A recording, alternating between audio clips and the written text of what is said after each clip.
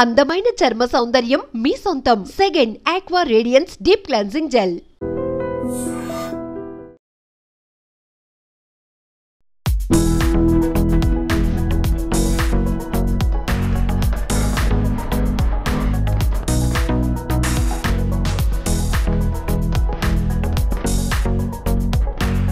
చినాబ్ వంతెన నిర్మాణంలో తెలుగు మహిళా ఇంజనీర్ 17 ఏళ్ల పాటు సేవలందించారు. అసలు ఎవరి మాధవీలత తెలుసుకునే విషయంపై ప్రతి ఒక్కరికి ఆసక్తి నెలకొంటుంది.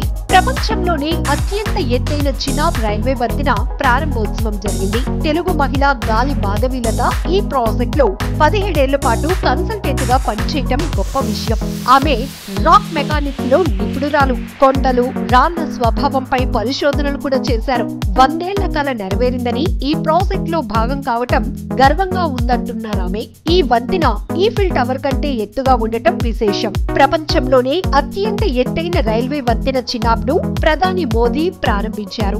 జమ్మూ, శ్రీనగర్ ప్రాంతాలను కలిపే ఈ వంతెన నిర్మాణంలో అత్యాధునిక సాంకేతిక పరిజ్ఞానం ఉంది. ఇంజనీర్ల ప్రతిభ కూడా కీలకం. ఈ ఇంజనీర్ల బృందంలో తెలుగు మహిళ గాలి మాధవీలత పాత్ర కూడా ఉంది. ఆమె గత 17 ఏళ్లుగా ఈ ప్రాజెక్టు కోసం అంకితమయ్యారు. ఆంధ్రప్రదేశ్ కు చెందిన మాధవి చిన్నప్పటి నుంచి చదువులో రాణించారు. డాక్టర్ కావాలని లక్ష్యంగా పెట్టుకున్నారు. కానీ ఆమె కొన్ని కారణాల వల్ల బీటెక్ సివిల్ చేయాల్సి వచ్చింది. సివిల్ ఇంజనీరింగ్ పూర్తి చేసిన మాధవి కాలేజీలో ప్రొఫెసర్ల ప్రోత్సాహంతో రీసెర్చ్ వైపు అడుగులు వేశారు. అనంతరం మాధవి బీటెక్ పూర్తి చేశారు. అలా రీసెర్చ్ వైపు కొనసాగిన ప్రయాణంలో ఐఐటి మద్రాస్ నుంచి పిహెచ్డి పూర్తి చేశారు. పిహెచ్డి తర్వాత ఏడాది పాటు ఐఐటి గౌహటిలో అసిస్టెంట్ ప్రొఫెసర్ గా విధులు నిర్వహించారు. అనంతరం 2003లో బెంగళూరులోని ఇండియన్ ఇన్స్టిట్యూట్ ఆఫ్ సైన్స్ లో జియో టెక్నికల్ ఇంజనీరింగ్ ప్రొఫెసర్ గా 2 ఇయర్స్ పనిచేశారు. అక్కడి నుంచి చినాబ్ రైల్వే బ్రిడ్జ్ ప్రాజెక్ట్ లో చేరారు. మాధవి గత 17 ఏళ్లుగా ఈ చినాబ్ ప్రాజెక్ట్ కు కన్సల్టెంట్ గా పనిచేస్తున్నారు. రాక్ మెకానిక్స్ పై చాలా పట్టుంది ఈమెకు. అందుకే చినాబ్ రైల్వే బ్రిడ్జ్ ప్రాజెక్ట్ లో అక్కడ ఉన్న శిలలు, వాటి బరువు, గట్టిదనంపై ఆమె చాలా పరిశోధనలు చేశారు. ఇలా సుదీర్ఘంగా ఈ ప్రాజెక్టు కోసం పనిచేశారు ఆమె. తనకు చినాబ్ రైల్వే బ్రిడ్జ్ ప్రాజెక్ట్ లో పనిచేసే అవకాశం రావడం చాలా గొప్ప విషయమని మాధవి తన ఆనందాన్ని వ్యక్తం చేశారు. ఈ బ్రిడ్జ్ నిర్మాణం చాలా కష్టమని, 2 కొండల్ని కలుపుతూ వంతెన నిర్మాణంలో ఎన్నో ఇబ్బందులు ఎదురయ్యాయన్నారు. బ్రిడ్జ్ నిర్మించే ప్రాంతంలో కొండలు, రాళ్లు, భూమి గురించి కూడా పూర్తిగా అవగాహన ఉండాలి, తెలుసుకోవాలన్నారు. ఈ ప్రాజెక్ట్ లో చేరిన సమయంలో ఆ ప్రాంతం గురించి తెలుసుకోవటానికి తన బృందంతో కలిసి ఫస్ట్ టైం చినాబ్ నదిపై బోట్ లో ప్రయాణించానని కూడా గుర్తు చేసుకున్నారు.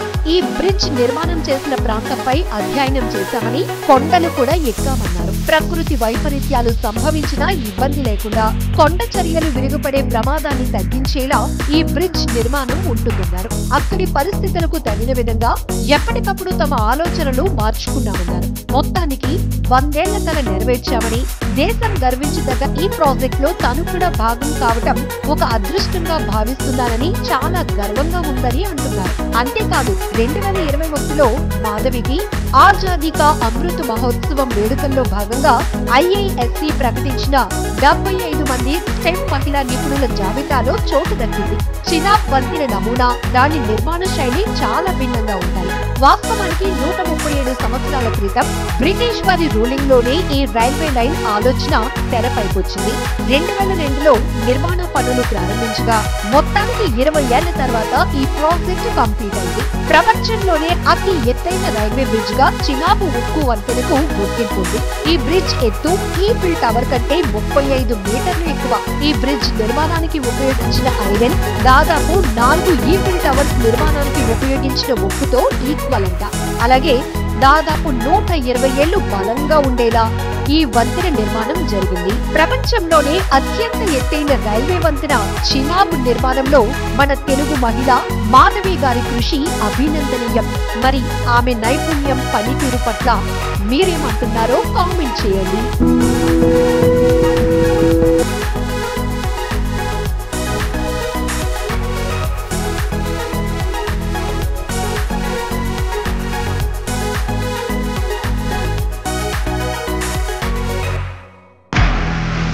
నిజంగా ప్రస్తుతం ఉన్నటువంటి సమాజం దేనికి ప్రయారిటీ ఇస్తుంది? ఆర్థిక సంబంధాల చుట్టూ మాత్రమే తిరుగుతోంది. మళ్ళీ ఎన్నికలంగానే చాలా విరక్తి కలుగుతున్నాం. మంచి అనిపిస్తుంది కదా, లేడీస్ కూడా ఛాలెంజింగ్ జాబ్స్ చేసినప్పుడు చాలా బాగుంటది. ట్రాఫిక్ అసిస్టెంట్స్ గా నియమించిన ట్రాన్స్జెండర్స్ అందరితో సాల్యూట్ చేయించుకుంటున్నారు. ఫుడ్ డెలివరీ ఇవ్వటానికి వెళ్ళినటువంటి డెలివరీ బాయ్ అనిల్ పై కళ్ళ ముందు పెళ్ళండి